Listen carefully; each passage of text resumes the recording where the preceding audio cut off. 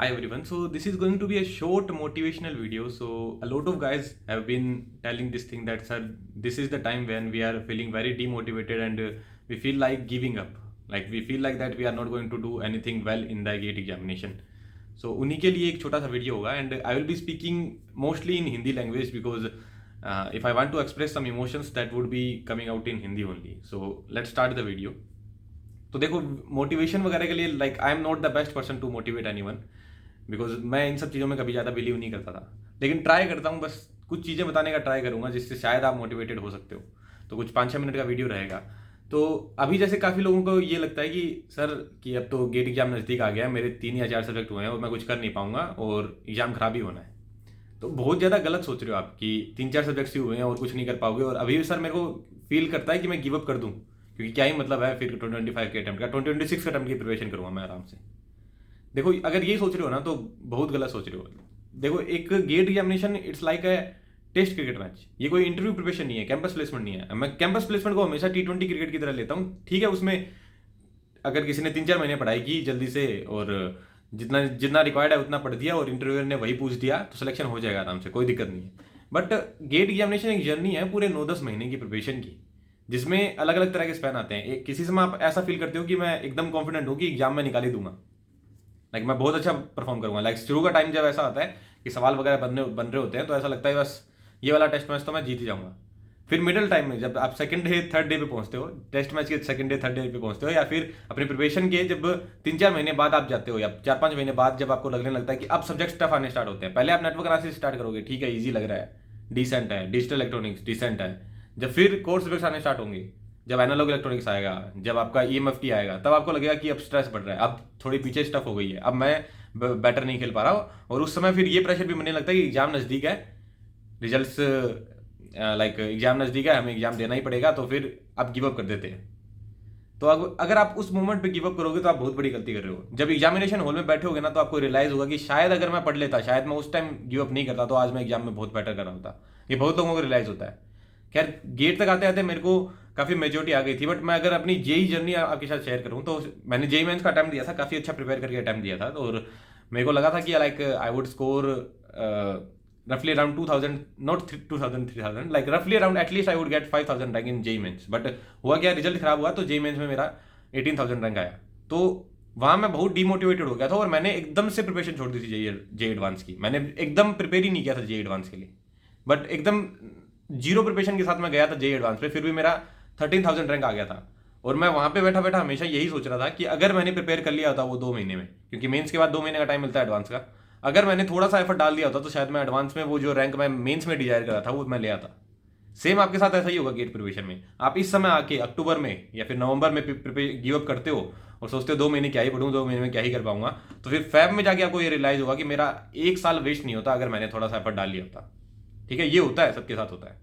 ठीक है, तो एक चीज मैं ये बोल रहा हूँ, it's like a test cricket कि आपको गिव अप नहीं करना है, एकदम 5वें दिन तक खेलना है। अगर आप धीरे धीरे भी खेलोगे तो देर इज हाई चांसेस कि आप टेस्ट मैच को ड्रॉ कर सकते हो, जीतो ना लेकिन ड्रॉ कर सकते हो। ड्रॉ का मतलब है कि आप एक डिसेंट रैंक स्कोर कर सकते हो, जिससे आप IIT में या फिर NITs में एक अच्छा स्पेशलाइजेशन ले पाओ, उसके बाद आप मेहनत कर पाओ। क्या लगता है आपको, गेट एग्जामिनेशन ही आपकी एंड ऑफ द जर्नी है क्या? ये सब फील होने लगता है कि बस एक बार गेट एग्जामिनेशन फोड़ दिया उसके बाद तो लाइफ सेट है। ये सब इसलिए फील होने लगता है क्योंकि कोचिंग इंडस्ट्री या फिर मेरे जैसे लोग ये सब फील करवा देते हैं आपको, बट ये रियलिटी नहीं है। Let me tell you the reality. GATE examination एक एंट्रेंस एग्जाम है। आप IITs में MTech करने जाओगे इस एग्जाम के थ्रू, तो आपका वो केवल एंट्रेंस हुआ है। रियल मेहनत स्टार्ट होती है जब आप IITs में एंटर करते हो। आप किसी MTech फर्स्ट ईयर या फिर सेकंड ईयर के स्टूडेंट को पूछिए कि आपको गेट एग्जामिनेशन में ज़्यादा प्रेशर लगता था या फिर मास्टर्स करने में। अगर वो बंदा कह रहा है कि मास्टर्स तो बहुत आसानी से हो रहा है, तो he is not doing masters perfectly. Masters में सर्टेनली आपको ज़्यादा प्रेशर लगेगा गेट एग्जामिनेशन से, ये बात आप मान के चलिए। आप गेट प्रिपरेशन में इतना एक्सोट मत, अपने आप को इतना मत थका दीजिए, इतना एक्सोट मत होइए कि आपको बाद में MTech करने का मोटिवेशन ही ना रहे। ठीक है, तो आपको मास्टर्स में और ज़्यादा एफर्ट डालना है, ये बात आप ध्यान रखिए।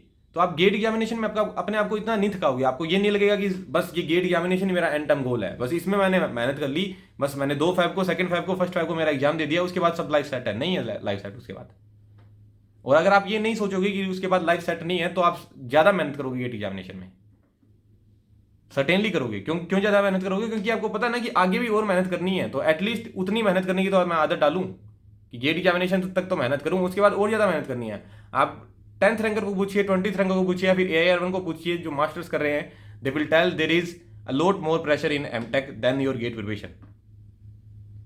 तो एक अपना एंड टाइम गोल अपने बनाना है कि बस IITs में जाना है, कौन से स्पेशलाइजेशन में जाना है कुछ क्लियर नहीं है, ठीक है। ये गेट एग्जामिनेशन से अब तक आपको ये क्लियर ना हो तो भी चलेगा, बट अपने आपको ये मत कहिए कि मेरे को केवल IITs में जाना है। अब IITs में आप ऑप्टो इलेक्ट्रॉनिक्स ले लोगे, क्या मतलब है उसका? देखो मैं ये नहीं कह रहा कि ऑप्टो इलेक्ट्रॉनिक्स कोई खराब ब्रांच है, नथिंग लाइक दैट, ऐसा मैं कुछ कह नहीं रहा। बट जब मतलब मान लो उस ब्रांच में प्लेसमेंट ही नहीं हो रहा है और आप केवल IITs के टैग के लिए जा रहे हो तो क्या मतलब है? और आप IITs के टैग के लिए प्रिपरेशन कर रहे हो तो क्या मतलब है? आपको टैग किस लिए चाहिए? कि यहाँ पे कोई मेरा कोई रिलेटिव मेरे को बहुत ज़्यादा, अगर मैं किसी फैमिली फंक्शन में जाऊँगा तो मेरी बहुत तारीफ होगी कि IITian है, एक बार के लिए होगी और कुछ नहीं होगा। 2 साल बाद अगर आपकी जॉब नहीं लगती तो फिर वही न्यूज आएगी कि IITian की जॉब नहीं लगी, ठीक है। तो उस जिन जिन लोगों की जॉब नहीं लगी उसमें शामिल नहीं होना है ना अपन को, ठीक है। अपन को मेहनत करनी है। एक NITian भी बेटर पैकेज निकाल लेता है IITian से, और पैकेज मैटर नहीं करता, मेहनत मैटर करती है कि IITs में जाके उस बंदे ने कितनी मेहनत की। अगर वो मेहनती है तो वो ऑफ कैंपस भी कुछ अच्छा निकाल लेगा, कहीं ना कहीं जाके कहीं ना कहीं वो नौकरी ले ही लेगा। तो एक अपना एंड टाइम गोल ये मत बनाओ कि मेरे को IITs में जाना है। क्या मतलब है IITs में जाके? क्या ही कर लोगे केवल IITs में जाके? IITs में जाना है, NITs में जाना है, एक बढ़िया इंस्टीट्यूट में जाना है और वहां जाके अच्छी मेहनत करनी है। मैं जो स्पेशलाइजेशन लूंगा उसमें एक अच्छी मेहनत करूंगा, एक अच्छा प्लेसमेंट लूंगा, फिर इंडस्ट्री में जाऊंगा वहां अच्छी मेहनत करूंगा, उसके बाद आगे मेरी ग्रोथ चलती रहेगी, उस हिसाब से मैं मेहनत करता ही जाऊंगा। आपको लाइफ में एटलीस्ट 28-29 ईयर्स तक तो मेहनत करती ही रहनी है, ठीक है ना। ये बात आप सोच समझ के चलिए कि एटलीस्ट 27 और 28 तक आपको मेहनत करनी है, उसके बाद शायद लाइफ थोड़ी सेचुरेट होना स्टार्ट हो जाए।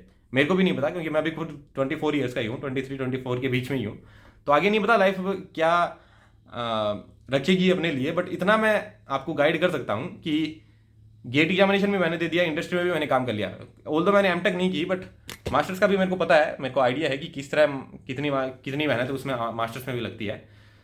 तो मैं उस हिसाब से बता रहा हूँ कि आपकी मेहनत कभी नहीं रुकने वाली है, और अगर आप मेहनत रोक देते हो तो शायद आप किसी एवरेज लाइन में ही आ जाओगे। बट आप कंसिस्टेंटली अगर मेहनत करते हो तो जो बंदा जो आपसे बहुत ज़्यादा इंटेलिजेंट है, जिसका दिमाग आपसे बहुत ज़्यादा तेज चलता है, आप उसको भी डिफीट कर सकते हो if you are consistent enough. तो आगे जो आपके 3 महीने बचे हैं गेट प्रिपरेशन में, लगभग 100 डेज बचे हैं, तो उसमें बिल्कुल भी आप ऐसा मत फील करो कि मैं गिव अप कर देता हूँ या फिर आज मेरे को मोटिवेशन नहीं आ रहा। मोटिवेशन कुछ नहीं होता यार, कोई मोटिवेशन, कोई मेरे 4 वर्ड्स या फिर मैं आपको 2 शायरी बता दूं या फिर आपको मैं कोई 5-6 कोट बता दूं उससे आप मोटिवेट हो जाओगे? नहीं होगी। एक दिन के लिए हो सकते हो, सेकंड डे आपको आपका वही मोटिवेशन रहेगा जो पहले था। मोटिवेशन आता है आपका खुद अपने आप से, एक इंडिविजुअल से या फिर किसी दूसरे आदमी से। जब मैं स्टूडेंट था तो मैं हमेशा ये देखता था कि एक टीचर अगर दिन में 7 घंटे की क्लासेस ले रहा है, अगर वो 7 घंटे मेहनत कर रहा है, 8 घंटे मेहनत कर रहा है, 10 घंटे मेहनत कर रहा है, और उसकी लाइफ ऑलरेडी इतनी स्टेबल है, अगर वो इतनी मेहनत कर रहा है, इतनी लाइफ स्टेबल होने के बाद भी, तो मेरी लाइफ तो अभी कुछ है ही नहीं। मैं तो अभी स्टूडेंट ही हूँ, मेरे को तो स्टेबल करनी है, तो उनसे ज़्यादा मेहनत तो मैं आराम से कर ही सकता हूँ ना। तो ये मेरा एक मोटिवेशन का सोर्स था कि मैं जिनको देखता था मैं उनसे मोटिवेशन लेता था। आप अपने पेरेंट्स से मोटिवेशन लीजिए। आपके पेरेंट्स डेली काम पे जा ही रहे हैं ना। अगर आपकी मम्मी आपको ये कह दे कि आज मेरा मन नहीं है, मैं खाना नहीं बनाऊंगी, तो आपको खाना मिल पाएगा? नहीं मिल पाएगा ना। या फिर आज आपके पापा कह दे कि मेरे को शॉप नहीं जाना है, मेरे को मेरे काम पे नहीं जाना है, तो उनकी वो सैलरी उनको नहीं मिलेगी ना। तो like they are working hard because they know कि अगर उन्होंने 1 दिन का ब्रेक लिया या 2 दिन का ब्रेक लिया तो काफ़ी लोगों की लाइफ हैम्पर होगी। You can take implement the same thing कि अगर आपने ब्रेक लिया तो किसी और की लाइफ तो आप हैम्पर नहीं करोगे, लेकिन खुद की लाइफ जरूर हैम्पर कर रहे हो। तो जब भी आपको लगे कि मेरा मोटिवेशन डाउन हो रहा है तो केवल ये चीज सोचिएगा कि मेरे अराउंड के लोग शायद ब्रेक ले ही नहीं रहे हैं, तो मेरे को लेने की क्या जरूरत है। लेकिन जब आपको लगे कि आप पूरा थक चुके हो, अगर फिर भी आप इनपुट डाल रहे हो और उसका कुछ आउटपुट ही नहीं मिल रहा है, तो एक बार के लिए आप सर्टेनली ब्रेक ले सकते हो। ब्रेक तब लिया जाता है कि जब आप पूरा थक चुके हो, तब चीजों से ब्रेक लिया जाता है, ना कि मन नहीं कर रहा। मन नहीं कर रहा क्या होता है यार? मन नहीं कर रहा कुछ नहीं होता है। मन नहीं कर रहा तो मन को लगवाओ। किसी चीज में इंटरेस्ट नहीं आ रहा तो उस चीज में इंटरेस्ट लेके आओ, ठीक है। इंटरेस्ट नहीं आ रहा तो छोड़ दो। ये सब बातें टेक्स्ट बुक में या फिर एक वीडियो में अच्छी लगती है, रियल लाइफ में ये चीजें इंप्लीमेंट नहीं होती। अगर 8 घंटे मेहनत करनी है तो करनी है, लग के करो चाहे कैसे ही करो। नींद आ रही है तो पानी फेस पे डालो, ठीक है, नींद उड़ जाएगी। अगर 10 घंटे नींद आती है तो ये पता है ना कि ज्यादा नींद आ रही है। अगर कोई बोल रहा है कि सर मेरे को बहुत ज्यादा नींद आती है प्रिपरेशन की तरह, तो ज्यादा नींद आ रही है यार, आपको कम नींद लेने की कोशिश करो। प्रिपरेशन ऐसी होनी चाहिए कि नींद उड़ जाए। 6 से 7 घंटे सोना है, 7 घंटे इवन 8 घंटे भी सोते हो ठीक है, लेकिन अगर आपको 10 घंटे नींद आ रही है तो वो ज्यादा नींद आ रही है, गलत बात है। ये गलत बात है, तो उस नींद को उड़ाओ। मैं ये नहीं कह रहा कि अपनी स्लिप साइकिल खराब कर लो, because I am not the best person to guide on slip cycle. मेरा खुद का स्लिप साइकिल सही नहीं रहता, तो ये सब मैं नहीं कह रहा कि स्लिप साइकिल वगैरह खराब करो या फिर अपने आप को पुश करो। बट इतना पुश करो, इतना मेंटली स्ट्रांग बनाओ कि एटलीस्ट जो चीज़ रिक्वायर्ड है वो तो मैं करूँ, ठीक है। लाइक कई कोट ऐसे आते हैं, it's fine to take breaks, it's okay not to be productive every day, it's fine, I know, but आपके 7 दिनों में से 3 दिन नॉन प्रोडक्टिव जा रहे हैं, 4 दिन प्रोडक्टिव जा रहे हैं, तो दैट इज नॉट करेक्ट। एक बार 7 में से 4 दिन प्रोडक्टिव जा रहे हैं, 3 नॉन प्रोडक्टिव जा रहे हैं, तो ठीक है, लेकिन उसको इंप्रूव करने का ट्राई अपन को करना है। ऐसा नहीं कि ठीक है यार 3 दिन नॉन प्रोडक्टिव जा रहे हैं, कोई बात नहीं, ये तो सभी लोग कहते हैं it's fine to take break. No, it is not fine to take breaks, it is fine to take break only when you are so much of tired, you are having so much of tiredness that you cannot work। हम लोग ये इस video पे अनीश भी sorry इस channel पे Anish sir भी video डालते हैं, मैं भी वीडियो डालता हूँ, लेकिन we will always take break when we feel like that we are not getting any efficiency. जब मैं वीडियो बना रहा हूँ और मेरे को लग रहा है कि मैं अच्छी तरह कॉन्सेप्ट को डिलीवर कर ही नहीं पा रहा हूँ, तब मैं ब्रेक लेता हूँ। ओके, इट्स नॉट दैट कि मैं हमेशा वर्क करता हूँ, मैं भी ब्रेक लेता हूँ, and there is no harm in accepting that thing.